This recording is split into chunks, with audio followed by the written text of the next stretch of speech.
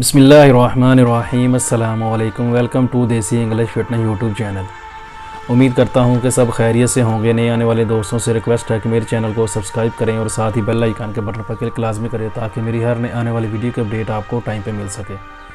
तो गाइज़, आज की वीडियो में हम बात करेंगे कोलेस्टीरिया या यूरिक एसिड जिनका बढ़ा हुआ है, इससे जिन लोगों को बहुत ज़्यादा प्रॉब्लम पैदा होती है, जहाँ इसकी वजह से जिस्म के अंदर गठलियाँ सी बन जाती हैं, उनको उससे बहुत ज़्यादा तकलीफ़ होती है, बहुत ज़्यादा मसला पैदा होता है।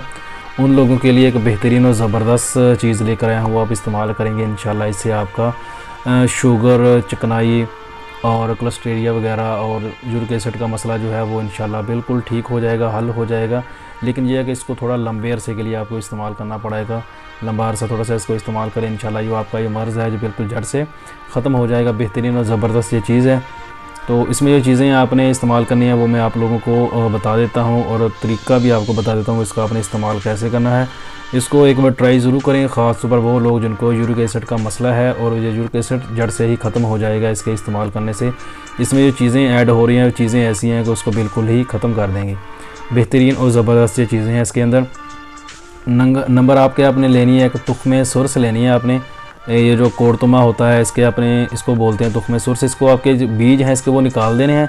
इसका गुद्दा और जो छिलका है वो आपने ले लेना है। खुश्क आपको पंसार की दुकान से बड़े आराम से मिल जाएगा। तो आपने इलायची लेनी है, गूंद कीकर लेनी है, दारचीनी लेनी है और कलवंजी लेनी है आपने। ये सारी चीज़ें आपने हम वज़न ले लेनी है। हम वज़न लेके इनको आपने फूब बना के कैप्सूल जो है ना वो भर लेने हैं। 500 जो mg के कैप्सूल होते हैं वो आपने भर के रख लेने हैं। और इसको आपने इस्तेमाल करना है दिन में 2 बार। एक टाइम सुबह आप इसको इस्तेमाल करें और एक टाइम आप इसको शाम इस्तेमाल करें। और इसके साथ कुछ लोगों को ये होगा कि ये खुश्क होता है, इसको जब आप इस्तेमाल करेंगे कुछ लोगों को इसके साथ कब्ज़ हो जाती है या मरोड़ का मसला बन जाता है। तो वो लोग इसका फिर हल ये है कि इसको इस्तेमाल करना मत छोड़ें। अगर ये मसला पैदा होता है तो इसको इस्तेमाल करते रहें। और इसके साथ क्या करें कि दिन में एक बार, एक दिन छोड़ के एक दिन या 2 दिन छोड़ के एक दिन इस बगोल का जो छिलका है वो इस्तेमाल कर लें। अगर आप एक दिन इस्तेमाल करते हैं इस बगोल का छिलका, जो आपको कब्ज़ का मसला है वो ठीक हो जाता है। तो इस बगोल का छिलका उतने दिन तक इस्तेमाल ना करें जब तक आपको दोबारा ये मसला पैदा नहीं होता। जब आपको दोबारा ये मसला पैदा हो तो तब दोबारा आप इस बगोल का छिलका जो है वो इस्तेमाल कर सकते हैं, 1 दिन या 2 दिन। उसका ये जो दवाई आप खाएँगे, आप इस्तेमाल करेंगे, ये वाला नुस्खा, इसको आप जारी रखेंगे जी, आप नहीं छोड़ेंगे।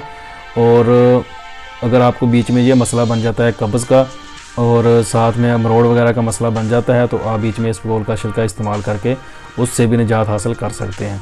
ये बहुत ही बेहतरीन और ज़बरदस्त चीज़ है, इसको आप एक बार ट्राई ज़रूर करें। ये चीज़ें मैंने आप लोगों को बताई हैं, चीज़ें आपने हम वज़न लेनी है।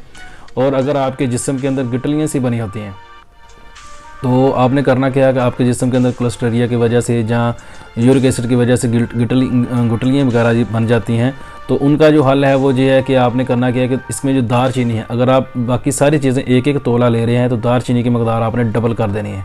दारचीनी जो है वह आपने 2 तोला ले लेनी है।